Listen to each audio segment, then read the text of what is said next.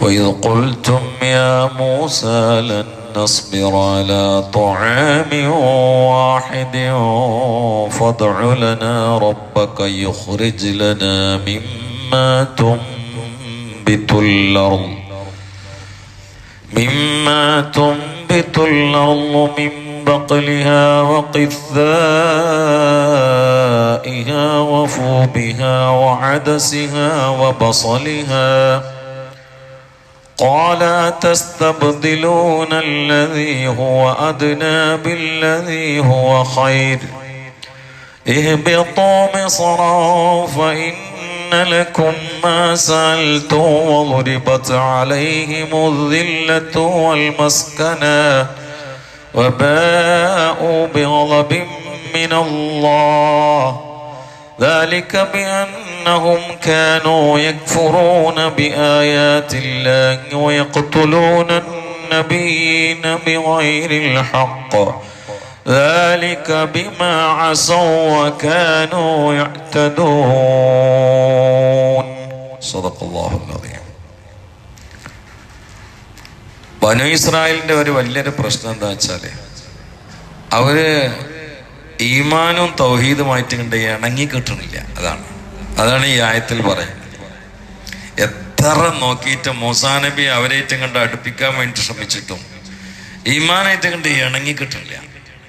ദുനിയാവിന്റെ അലച്ചങ്ങനെ തേട്ടാണ് അവർക്ക്.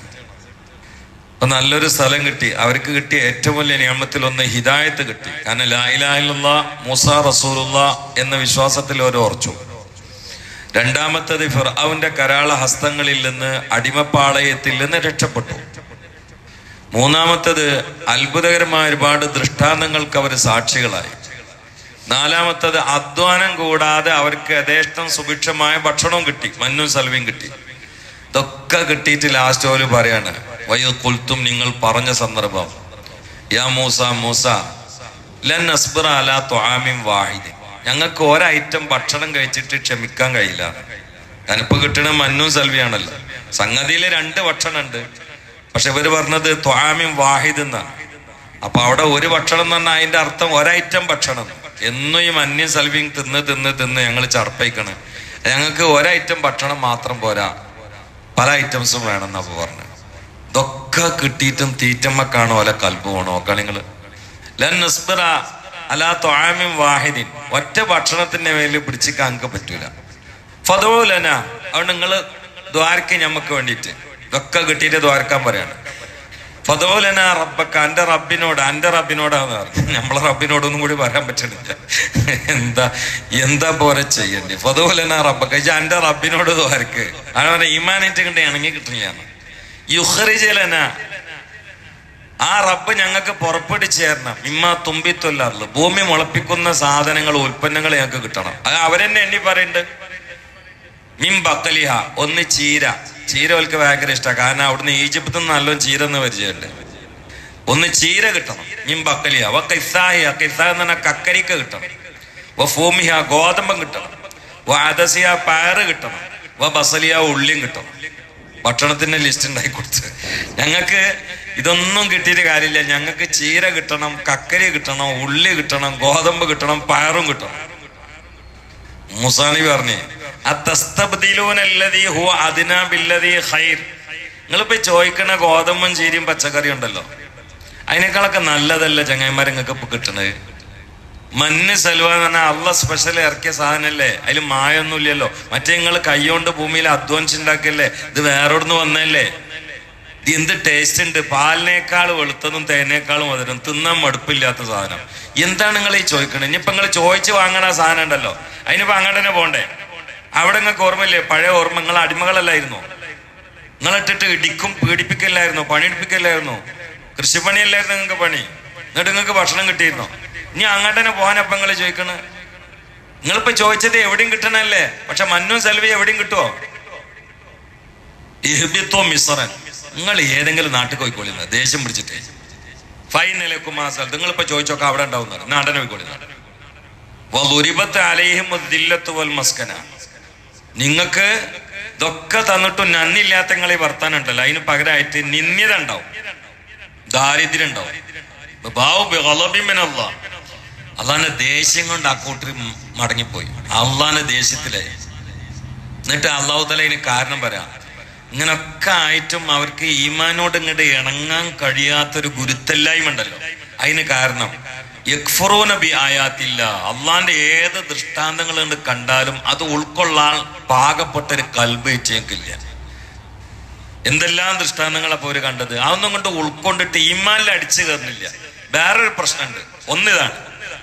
പിന്നെ വയഖ്തുലൂന നബിയ്യീന ബിഗൈരി ഹഖ്, എത്ര അമ്പിയാക്കളുണ്ട് ഇവർ കൊന്നു കളഞ്ഞത്. അതുകൊണ്ട് ഇതിവിടെ തീരൂലാന്ന്. അത് അന്ന് പറഞ്ഞിട്ടുണ്ടെങ്കിൽ ഇന്നും അതന്നെ പറയാനുള്ളത്. ജൂതന്മാരെ കളി ഇവിടെ തീരൂല. ജൂതന്മാരെ പൂർണ്ണമായും വിശ്വസിച്ച് തോളിലെത്തിയാൽ അത് ഏത് ഇസ്ലാമിക രാഷ്ട്രമാണെങ്കിലും ഏത് രാജാവാണെങ്കിലും അവരൊക്കെ ലാസ്റ്റ് ചതിപ്പെടും. അള്ളാഹു കാത്തു രക്ഷിക്കട്ടെ. കാരണം അവർ അമ്പിയാക്കളെ കൊന്ന പാരമ്പര്യത്തിലെ വാക്കി കണ്ണികളാണ്. അവരെ നമ്പാൻ പറ്റൂല, പൂർണ്ണമായിട്ട് നമ്പാൻ പറ്റൂല. എത്ര ചിരിച്ചാലും, എത്ര സൽക്കാരം തന്നാലും, എത്ര തന്റെ നാട്ടിലേക്ക് ക്ഷണിച്ചു വരുത്തിയാലും, എത്ര സന്ധിക്ക് ഒപ്പിടാൻ ശ്രമിച്ചാലും ഇവരെ പൂർണ്ണമായി വിശ്വസിക്കാൻ പറ്റൂല. ഇവരെ എല്ലാ കരാറും ലംഘിക്കും. അള്ളാഹിനോടുള്ള കരാറ് ലംഘിച്ച, അമ്പിയാക്കളോടുള്ള കരാറ് ലംഘിച്ച, അമ്പിയാക്കളെ പച്ചക്ക് കൊന്ന, അള്ളാഹിന്റെ ദൃഷ്ടാന്തങ്ങൾ മുഴുവനും അടിക്കടി തന്നിട്ടും എല്ലാത്തിനെയും നിഷേധിച്ച, ഹിദായത്ത് നൽകിയിട്ട് പിന്നെയും പച്ചക്കറിയും ചീരിയും ചോദിച്ച ഈ അലച്ചുള്ള കൊതിയന്മാരെ വിശ്വസിക്കുന്ന ആളുകൾ വിഡ്ഢികളാണ് എന്നാണ് ഇതിൽ നിന്ന് നമുക്ക് മനസ്സിലാക്കാനുള്ള പ്രധാനപ്പെട്ട ഒരു പാഠം. അതോടുകൂടി ഇതിൽ നമുക്ക് ഉൾക്കൊള്ളാം. അമ്പിയാക്കളെ കൊന്നില്ലേ, യഹ്യാ നബിനെ കൊന്നില്ലേ, സക്കരിയ നബിനെ കൊന്നില്ലേ. ആരായിരുന്നു അവരൊക്കെ? യഹ്യാ നബി എന്ന് പറഞ്ഞാൽ അള്ളാനെ ഓർത്ത് കരഞ്ഞ് കരഞ്ഞ് ഈ രണ്ട് ഭാഗത്തും ചാലായി മാറി എന്നാണ്. ചാല് എന്ന് പറഞ്ഞാൽ കവളും കണ്ട് കീറി. അത്ര കാരണം ഈ ചൂടുള്ള കണ്ണീരുണ്ടല്ലോ, സങ്കടവും ദുഃഖവും ടെൻഷനും അടിച്ചിട്ട് കരയുമ്പോ കണ്ണീരും നല്ല ചൂടുണ്ടാവും. സന്തോഷം കൊണ്ട് കരയുമ്പോ കണ്ണീരും തണുപ്പായിരിക്കും. അതുകൊണ്ട് ഒരാൾ നല്ല സന്തോഷത്തിൽ ഇങ്ങനെ കരയാണെങ്കിൽ ഇവിടെ ചാല് വരുമൊന്നുമില്ല, കാരണം കണ്ണീര് നല്ല തണുപ്പായിരിക്കും. പക്ഷെ ചൂടുള്ള കണ്ണീര് വരാൻ കാരണം ചോരയിൽ ചാലിച്ച് വരണോണ്ടാണ്. അത് ഹൃദയം തപിച്ചുകൊണ്ട് വരുന്ന കണ്ണീര്. നിങ്ങൾ തൊട്ടുനോക്കൂ, പരിശോധിച്ച് നോക്കി. ഞാനതൊക്കെ പരിശോധിച്ചിരിക്കുന്നതാണ്, ഞാൻ കിതാബിലും കണ്ട്. അപ്പൊ ഇതിന് നല്ല രക്തത്തിൽ ചാലിച്ച തിളക്കണ ഒരു ചെറിയ സൈസ് ചൂടുണ്ടാവും. അതിങ്ങനെ ഒരുപാട് സമയത്ത് ഒഴുകിയ എന്തുണ്ടാവും, ഇവിടെ ആദ്യം അടയാളം ഉണ്ടാവും. പിന്നെയും ഒഴുകിയാല് ഇവിടെ ഇങ്ങനെ വിണ്ട് വരും. പിന്നെയും ഒഴുകിയാല് ഒരുപാട് കാലം ഒഴുകിയാൽ ഇവിടെ മുറിയാവും. യഹ്യാ നബിന്റെ ചരിത്രം പറയണോ, ഒഴുകി ഇവിടെ ചാലായിട്ട് ഉള്ളിലുള്ള പല്ല് ഈ ചാല് കൂടി പുറത്തു കണ്ടിരുന്നു എന്നാണ്. അള്ളാനെ ഓർത്ത് കരഞ്ഞിട്ട് ഉള്ളിലുള്ള പല്ല് ഈ ചാല് കൂടി പുറത്ത് കണ്ടിരുന്നു. ആ യഹ്യാ നബിനെ വാളെടുത്തിട്ട് വെട്ടാൻ ഒരു ഓടിക്കൂടിയില്ലേ. യഹ്യാ നബി രക്ഷപ്പെടാൻ വേണ്ടിയിട്ട് ഓടി അവസാനം മരത്തിന്റെ ഉള്ളിലാണ് ഒളിച്ചത്. ഒരു വലിയ മരം കണ്ടു, അതിൻ്റെ ഉള്ളിൽ പൊത്ത് കണ്ടു, അതിൻ്റെ ഉള്ളിൽ കണ്ട് കയറിയിരുന്നു ഇവരെ വാളിന്ന് രക്ഷപ്പെടാൻ. അപ്പൊ ബിലീസ് വന്നിട്ട് പറഞ്ഞു കൊടുത്തു, എവിടക്കും പോണ്ട, യഹ്യത്തിന്റെ ഉള്ളിലുണ്ട് കയറി. കയ്യിലുള്ള ഈർച്ചവാള് മരത്തിന്റെ മുകളിലാണ്ട് വെച്ച്. അതിൽ അള്ളാന്റെ നബിയാണുള്ളത്.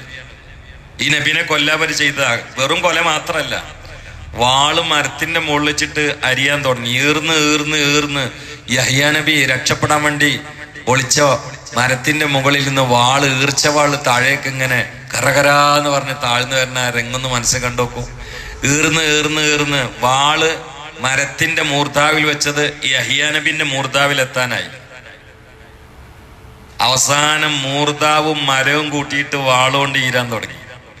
ഒരു മനുഷ്യന്റെ മൂർധാവക്ക് വാളാണ് തട്ടിയല്ലേ, മൂന്നും കൂടി ഈരുന്ന സമയത്ത് ഒരു പ്രത്യേക സൗണ്ട് ഉണ്ടാവും. ഈ സൗണ്ട് ഒന്ന് പോലെ ചിരിക്കുകയാണ്, കാനത്തിന്റെ ഉള്ളിൽ തല പെട്ടിക്കണെന്ന് ഓൽക്ക് മനസ്സിലായി. സൗണ്ട് മാറി. കാരണം തലയും വാളും കൂടി ഈരുമ്പോ സൗണ്ട് കണ്ട് മാറും.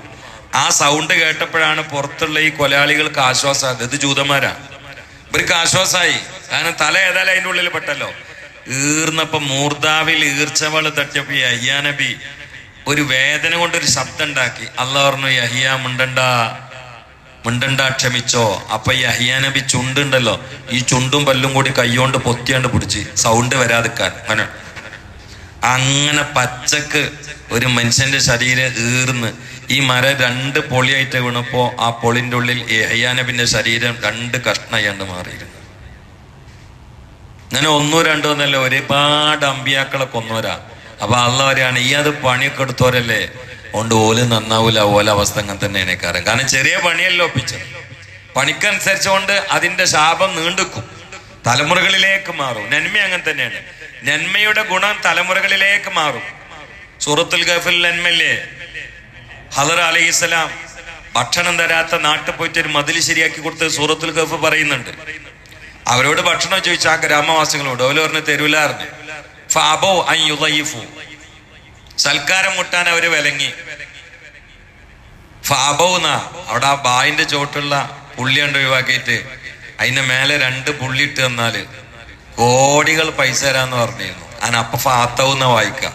അപ്പൊ ഈ അർത്ഥം നേരെ മാറും. പഴയ കാലത്ത് നടന്ന ചരിത്രങ്ങളാണ്. പക്ഷെ ഖുർആനിലൊരു പുള്ളിക്ക് വരെ വ്യത്യാസപ്പെടുത്താൻ പറ്റൂലല്ലോ. ഫഅബൗ അൻ യുളയിഫു, ജൂതന്മാരെ പറഞ്ഞു. ഫഅബൗ അൻ യുളയിഫു, അവര് സൽക്കാരത്തിന് വിലങ്ങി. പക്ഷേ ഭക്ഷണം കൊടുക്കാത്ത ആ ഗ്രാമത്തിലൊരു മതില് ഖളർ നബി അലൈഹിസ്സലാം കെട്ടിക്കൊടുക്കാണ്. മൂസാ നബി വെച്ചു. നാട്ടുകാരോട് ഭക്ഷണം വെച്ചിട്ട് അവര് തന്നോം കൂടില്ല. എന്നിട്ട് അവരെ കേടുന്ന മടലിന്റെ അറ്റകുറ്റപ്പണി നടത്തി കൊടുക്കുക. അപ്പൊ ഖളർ അലൈഹിസ്സലാം മൂസാ നബിനോട് പറഞ്ഞൊരു മറുപടി ഉണ്ട്. ഇതുവരെ ചിന്തിച്ചിട്ടല്ല. ഈ മതിലിന്റെ അടിയിൽ ഒരു നിധി ഉണ്ട്. അത് ഈ നാട്ടിലുള്ള 2 യതീം കുട്ടികളുടെ. അവർക്ക് വേണ്ടി ഇത് പണിതത് അവരുടെ പാരമ്പര്യത്തിലുള്ള വല്ലിപ്പയാണ്. വക്കാന അബൂഹുമാ സാലിഹ എന്ന് പറഞ്ഞു. ഐറ്റിങ്ങൾ നല്ല മനുഷ്യന്മാരായിരുന്നു. ഇമാം ഖുർത്തുബി റളിയല്ലാഹു പറയുന്നുണ്ട്, ഈ വല്ലിപ്പ വക്കാന അബൂഹുമാന്ന ഖുർആൻ പറഞ്ഞു അവരുടെ വാപ്പ നല്ല മനുഷ്യനാണ്. പക്ഷെ ഈ വാപ്പ ഡയറക്റ്റ് വാപ്പല്ല എന്നാണ് പണ്ഡിതന്മാരിൽ ഒരു വിഭാഗത്തിന്റെ അഭിപ്രായം. 7ാം തലമുറയിലുള്ള വാപ്പയാണ്. അപ്പൊ വാപ്പാന്റെ വാപ്പാന്റെ വാപ്പാന്റെ വാപ്പാന്റെ വാപ്പാന്റെ വാപ്പാന്റെ വാപ്പയാണ്. പക്ഷെ ആള് നല്ല മനുഷ്യനായിരുന്നു. ആ നന്മ ഈ പേരക്കുട്ടികളിലേക്കും വരികയാണ്. അതിനാണ് ജനിതക സ്വഭാവം എന്ന് പറയാം. നമ്മളെ കുടുംബത്തിലൊക്കെ ചിലപ്പോൾ നല്ല നല്ല മനുഷ്യന്മാരെ കണ്ട നമ്മൾ പറയും അത് വല്യപ്പാന്റെ സ്വഭാവം തന്നെ കേട്ടോ പറയും. അപ്പൊ ആ വല്യപ്പാനെ ഈ കുട്ടി കണ്ടിട്ടും ഉണ്ടാവില്ല. കണ്ട പ്രായമുള്ളവർ അവിടെ ഉണ്ടാവും. ആ ജനിതക സ്വഭാവം എന്നുള്ള സ്വഭാവമുണ്ട്. അത് നേരെ തിരിച്ചുണ്ട്. നമ്മൾ പറയില്ലേ ഓൻ എങ്ങനെയാ നന്നാകാ, ഓന്റെ വല്യപ്പേ പഴയ കാലത്ത് ഖുർആൻ എടുത്തിട്ട് അവൾക്ക് എറിഞ്ഞാളല്ലേ. അതുണ്ട്, രണ്ടുണ്ട്. നല്ല ലക്ഷണങ്ങൾ തലമുറകളിലേക്ക് ചീറ്റും. ദുർലക്ഷണങ്ങളുടെ ഗുരുത്തക്കേട് തലമുറകളിൽ കാണും ചെയ്യും. ഇവിടെ അതാണ്. ഇവിടെ ഇപ്പൊ ഇവരോട് പറയുമ്പോ ഇവരല്ലല്ലോ ഇതിന്റെ ആളുകള്, മദീനത്തെ ജൂതന്മാരല്ലോ ഇതിന്റെ ആളുകള്. എന്നാലും അവരോടാണ് അള്ളാഹ് പറയണത്. കാരണം അവരുടെ തലമുറന്റെ സ്വഭാവതാണ്. അപ്പൊ ഇനി ഇവരും നമ്പാൻ പറ്റൂല. നമ്പാൻ പറ്റുമോ? അള്ളാന്റെ റസൂലിന്റെ കൂടെ നിന്നിട്ട് കൊലക്ക് ചാരപ്പണി നടത്തിയില്ലേ മദീനത്തെ ജൂതന്മാര്? കൂടെ നിൽക്കുക, കരാറ് കൊടുക്കുക.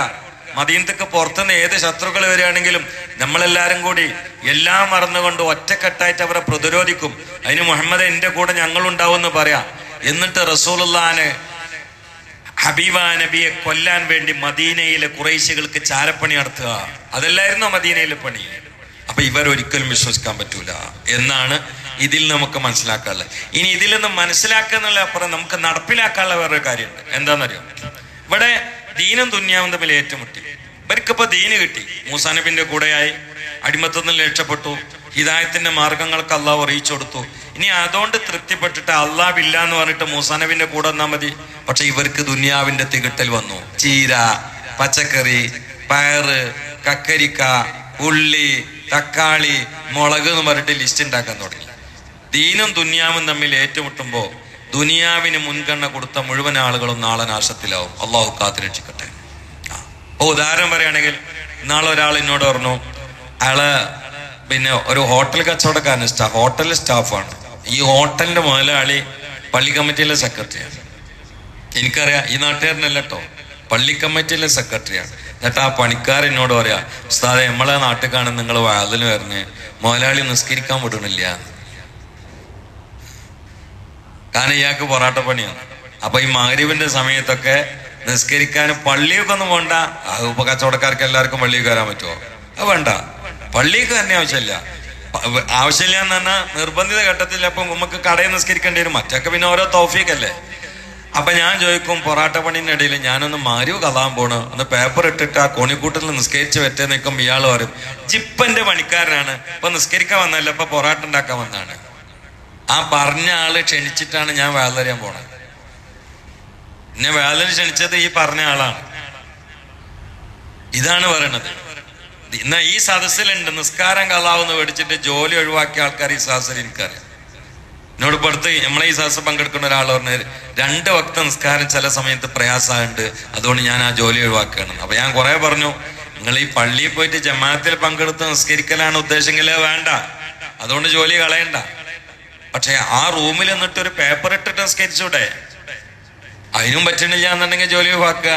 അതന്നെയാണ് ദീനും ദുന്യാവും തമ്മിൽ ഏറ്റുമുട്ടുമ്പോ ദുനിയാവിനെ ഒഴിവാക്കിയിട്ട് ദീന് തെരഞ്ഞെടുക്കുക. അന്ന് തരുന്ന അള്ളല്ലേ, ആ ഒരു ബോധം ഉണ്ടായാൽ മതി. അതിനൊന്നും കൂടി നമ്മളെ ഭാഷയിൽ പറഞ്ഞാൽ ആദർശവും ആമാശയും തമ്മിൽ ഏറ്റുമുട്ടിയാൽ ആദർശത്തിന് പരിഗണന കൊടുക്കണം, ആമാശയത്തെ ഒഴിവാക്കണം. അതാണ്. പക്ഷെ ആദർശം എന്ന് പറഞ്ഞാണ്ട് വെറുതെ നാട്ടിൽ പ്രശ്നം ഉണ്ടാക്കിയിട്ട് പ്രകടനം നടത്തരുത്. അതാണ് വെറുതെ പിന്നെ വലിയ വലിയ നേതാക്കൾക്കെതിരെ തട്ടിക്കയറുക, എന്നിട്ട് ഇതിനൊക്കെ ആദർശം ഓമന പേരിട്ടിട്ട് അങ്ങനെ ആവരുത്. ഈ വിഷയത്തിലേക്ക് ഒരു മിതത്വം സ്വീകരിക്കണം. പക്ഷെ ഈമാൻ പനയപ്പെടുത്തിയിട്ടുള്ള ഒരു പണി നമ്മൾ ചെയ്യാനും പാടില്ല. അതാണ് ലാസ്റ്റ് ഈ വിഷയത്തിൽ പറയാനുള്ളത്. അല്ലാഹു സുബ്ഹാനഹു വ തആല ഏത് സ്ഥലത്തും ഈമാന് പരിഗണന കൊടുത്തുകൊണ്ട് മുന്നേറാൻ നമുക്ക് തൗഫീഖ് പ്രദാനം ചെയ്യട്ടെ. സല്ലല്ലാഹു അലാ മുഹമ്മദ് സല്ലല്ലാഹു അലൈഹി വസല്ലം. സല്ലല്ലാഹു അലാ മുഹമ്മദ് സല്ലല്ലാഹു അലൈഹി വസല്ലം. اللهم صل على محمد يا ربي صل عليه وسلم. الحمد لله رب العالمين. اللهم صل على سيدنا محمد وعلى آل سيدنا ومولانا محمد. റഹ്മാനായ അല്ലാഹുവേ, വന്നതും പറഞ്ഞതും കേട്ടതും ഇരുന്നതും നീ കബൂലാക്കണേ അല്ലാഹ്. നിന്റെ പൊരുത്തത്തിനായി സ്വീകരിക്കണേ അല്ലാഹ്. സയ്യാത്തുകൾ ഹസനാത്താക്കി തരണേ അല്ലാഹ്. ഐബുകൾ മറക്കണേ അല്ലാഹ്. രോഗങ്ങൾ ശിഫയാക്കണേ അല്ലാഹ്. പെടുന്നനെയുള്ള മരണങ്ങളിൽ നിന്ന് കാക്കണേ അല്ലാഹ്. കടക്കണി നൽകല്ല അല്ലാഹ്. അസ്വസ്ഥത കൊണ്ട് പരീക്ഷിക്കല്ല അല്ലാഹ്. ഹൃദയം സമാധാനപൂർണ്ണമാക്കണേ അല്ലാഹ്. കച്ചവടങ്ങളിൽ ബർക്കത്ത് നൽകണേ അല്ലാഹ്. സമ്പത്തിൽ ബർക്കത്ത് നൽകണേ അല്ലാഹ്. സന്താനങ്ങളിൽ ബർക്കത്ത് നൽകണേ അല്ലാഹ്. ഉള്ളത് ഉള്ളറിഞ്ഞ് സഹായിക്കുന്ന ഒരുപാട് ആളുകൾ സദസ്സിലുണ്ട്. അവരുടെ സമ്പത്തിലും കച്ചവടത്തിലും ആരോഗ്യത്തിലും കുടുംബത്തിലും ബർക്കത്ത് നൽകണേ അല്ലാഹ്. ദീനിനെ സഹായിക്കുന്നവരെ നീ സഹായിക്കണേ അല്ലാഹ്. ദഅവത്തിന് അല്ലാഹുവേ താങ്ങും തണലുമായ ആളുകൾക്ക് നീ എല്ലാ നന്മകളും തുറന്നു കൊടുക്കണേ അല്ലാഹ്. അവർക്കും ഞങ്ങൾക്കും ദഅവത്തിനും ഖിദ്മത്തിനും നേതൃത്വത്തിനും തൗഫീഖ് നൽകണേ അല്ലാഹ്. അതൊക്കെ തഖ്വയിൽ അധിഷ്ഠിതമാക്കി തരണേ അല്ലാഹ്. സബ്റിന് തൗഫീഖ് നൽകണേ അല്ലാഹ്. തവക്കുലിന് തൗഫീഖ് നൽകണേ അല്ലാഹ്.